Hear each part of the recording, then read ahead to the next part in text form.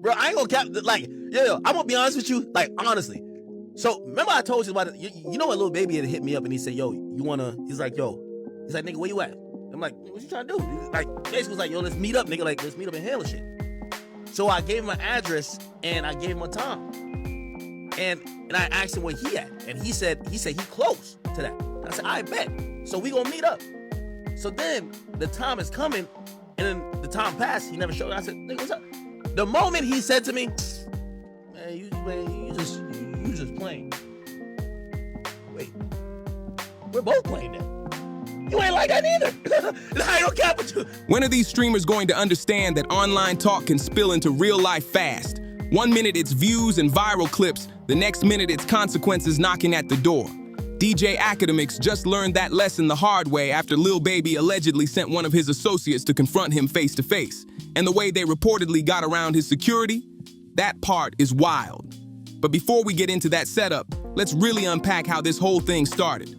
Why Lil Baby may have felt pushed into action, and what this says about the side of the music industry nobody wants to admit exists.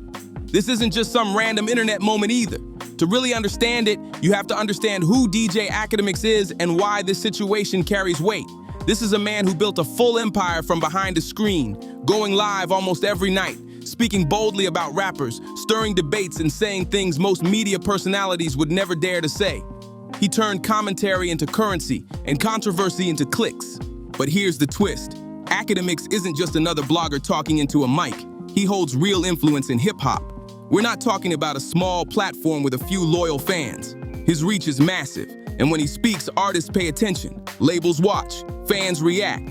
Careers can shift overnight depending on how he frames the narrative. Akademiks doesn't just report news, he shapes perception. When he praises an album, streams jump.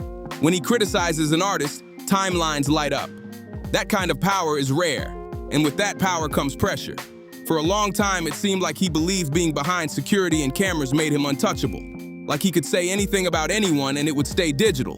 But real life doesn't always respect studio walls, and what happened next felt less like random drama and more like calculated payback. To understand why things escalated, we have to rewind to 2020, because this tension didn't pop up overnight. There's history here, and it runs deeper than most people realize. Back in 2020, Lil Baby was unstoppable. He was everywhere, hit after hit, chart dominance, Grammy nominations, major collaborations. His name carried serious weight, and nobody was debating his position at the top.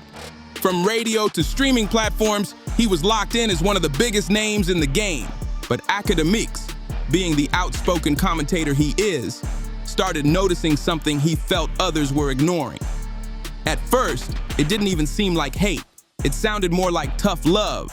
He was basically saying, you made it. You got the cars, the houses, the jewelry. But where's that hunger now? And to some fans, that didn't sound crazy. It sounded like an observation. When you compare Lil Baby's earlier run to some of his later releases, there is a noticeable shift in energy. That raw edge, that urgency. Some listeners felt it wasn't hitting the same. And that happens sometimes when artists reach the top. Success can make people comfortable. It's human nature. The issue wasn't the critique itself, it was the tone. Instead of keeping it balanced, Akademiks allegedly leaned all the way into the narrative that Lil Baby had fallen off. He started pushing the idea that Baby's prime was behind him, that the momentum was gone. And in hip-hop, words like that stick. They echo, they spread fast. From there, it stopped feeling like commentary and started feeling personal. And when pride, reputation, and millions of fans are involved, emotions can rise quickly. Whether Lil Baby truly felt disrespected or simply tired of the narrative building around his name, something clearly shifted. Because what started as media analysis reportedly turned into real-world tension, and that's the part people overlook. In this industry, public words carry private consequences. When you control the narrative, you also risk becoming part of the story.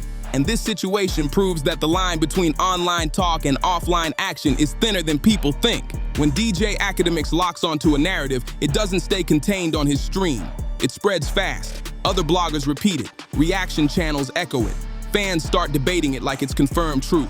Before long, what started as one man's opinion turns into the main storyline around Lil Baby's career.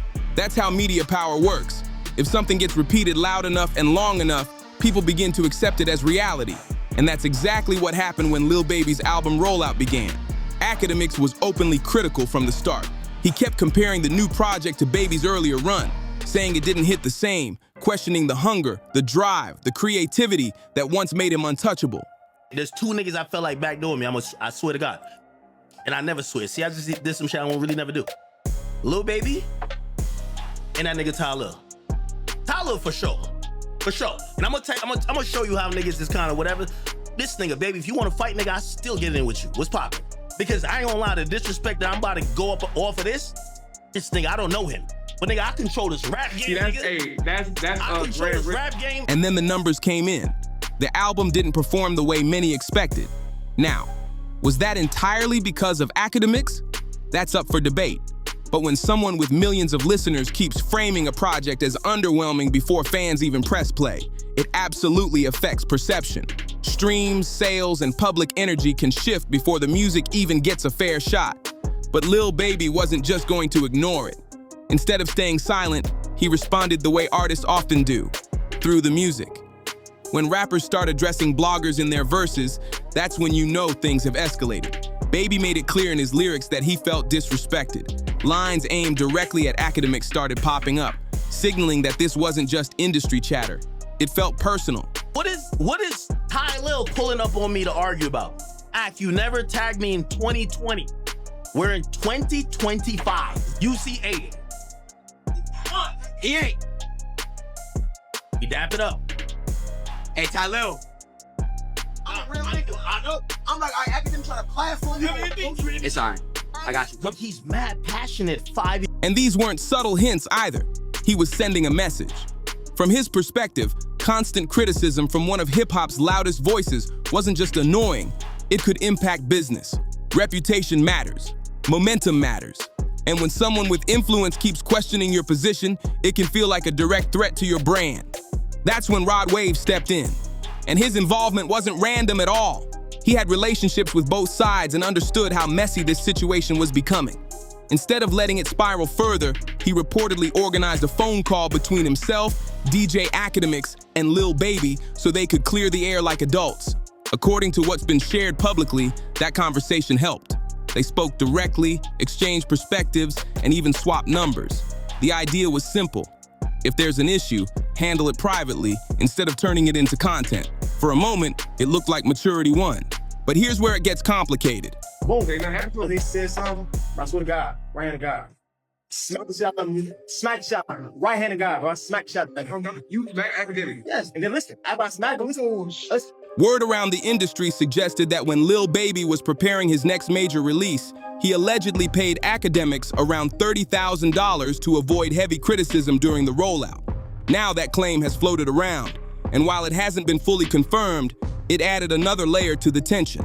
If true, it shows just how valuable and powerful media positioning really is. So everything was settled, right? Not exactly. Fast forward to March 2025 at the Brand Risk event. This wasn't some random street encounter. This was a professional setting. DJ Akademiks was there covering the event, security around him, cameras rolling, everything feeling controlled and safe. But behind the scenes, things may not have been so calm. Reports began circulating that Lil Baby's associate, K. Rich, had been monitoring the situation closely. What makes this twist even wilder is how another streamer, Ty Lil, reportedly became part of the sequence without fully realizing it. Earlier that day, Ty Lil approached Akademiks about an old issue from 2020 involving content credit during the quarantine era.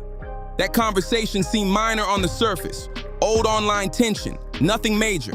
But according to how the situation unfolded, that interaction created an opening. And that's where people started saying this whole thing felt calculated. Now, whether every detail was strategically planned or not is still debated. But what's clear is that this wasn't some random outburst. The timing, the location, the layers, it all suggests there was more thought involved than people initially realized. It might sound small to some people, but in the content world, proper credit is serious business. For creators trying to build their name, a tag can mean the difference between staying invisible and finally blowing up. So when Ty Lil approached DJ Akademiks about not being credited back in 2020, it wasn't just petty drama, it was about brand value. They actually talked it out. Akademiks, face-to-face and not behind a live stream, reportedly listened. He acknowledged he probably should have tagged properly. They exchanged numbers. From the outside, it looked mature. Problem addressed. Situation handled. But that moment ended up being bigger than anyone realized. That conversation positioned Ty Lil as someone with legitimate business around Akademiks. Security saw him as another creator, not a threat. Someone who belonged in that space. And whether intentional or not, that familiarity became the perfect cover later on. When Ty approached Akademiks' vehicle at the brand risk event, security reportedly let him through without heavy resistance. He had already been cleared earlier. It looked normal. Just networking. Just industry talk. Nothing suspicious. While Ty was at the window having what appeared to be a calm conversation, K. Rich was right behind him. Security allegedly assumed if Ty was good, then the person with him must be good too. No alarms, no panic, just casual access. Here's where everything flipped. Akademiks, feeling comfortable, lowered his car window fully. From his perspective, this was just another creator interaction, maybe finishing their earlier conversation, maybe building rapport, nothing intense. Then suddenly Ty stepped back. In that split second, K. Rich stepped forward and struck Akademiks across the face with what was later described as a right-handed slap before quickly leaving the scene. It happened fast, coordinated, precise. Now here's what raised eyebrows afterward.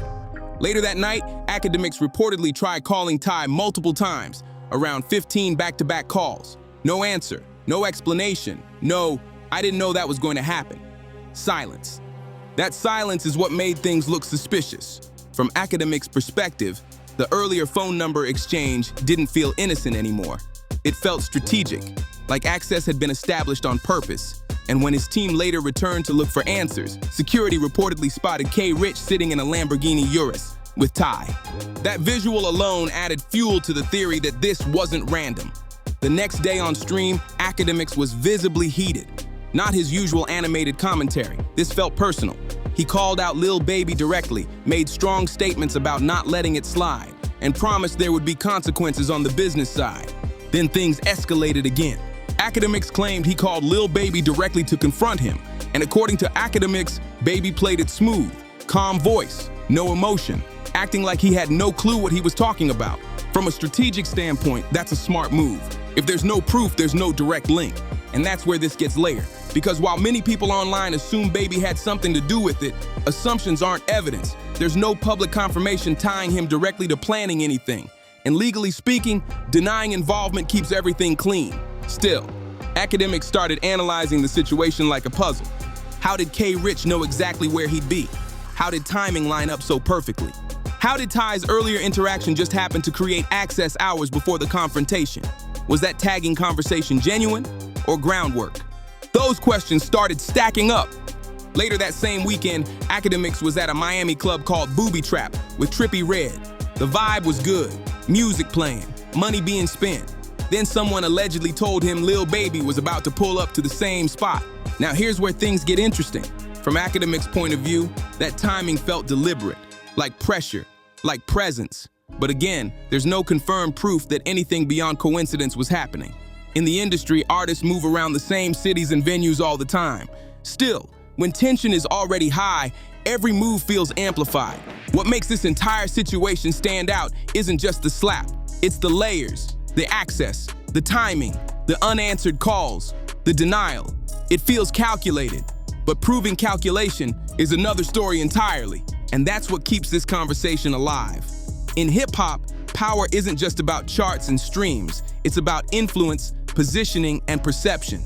One side controls the media narrative, the other controls the music. When those two forces collide, things can turn real very fast. When Lil Baby walked into Booby Trap and allegedly spotted DJ Akademiks inside, reports say he turned right back around and left almost instantly. No section, no drinks, no hanging around, just in and out. And that raised eyebrows fast. If he truly had nothing to do with what happened the night before, why not just enjoy the night? That's the question Akademiks and a lot of observers started asking. Because from the outside looking in, leaving that quickly made it seem like he didn't want a face-to-face moment. Now that doesn't prove anything, artists move carefully all the time. But timing like that always gets people talking. And this is where Akademiks began looking at the bigger picture. To him, this wasn't just about one confrontation. It felt tied to deeper industry politics. The rumored $30,000 payment during a previous rollout? That allegedly wasn't just about softening album critiques.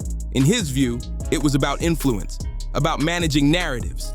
When you step back, the music business runs heavily on relationships. Bloggers, streamers, labels, everybody benefits when coverage is favorable. Payments for promo and interviews are normal. But Akademiks started suggesting something more layered. What happens when a media personality can't be influenced through business deals anymore? What happens when criticism continues? Now, to be clear, there's no confirmed proof that anyone set anything up as intimidation. But from Akademiks' perspective, the message felt loud. If someone can approach you in what's supposed to be a secure professional environment, it shakes your sense of safety. It makes you think twice. Looking at it from a strategic angle, whether people agree with it or not, the situation accomplished multiple things at once. First, it sent a signal to Akademiks. For years, he's been outspoken, calling out artists, critiquing projects without hesitation. This incident reportedly made it clear that online commentary can lead to uncomfortable real-world moments. That feeling of being fully protected, it cracked. Second, it shifted perception around Lil Baby.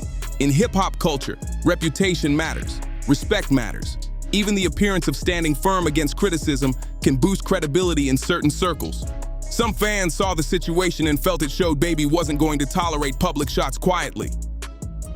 Third, and this is where it gets layered, Lil Baby maintained distance from direct involvement. He publicly denied knowing anything about the confrontation. No orders, no statements encouraging anything. From a legal and business standpoint, that's a smart position. If there's no proof tying you directly to something, you stay clear.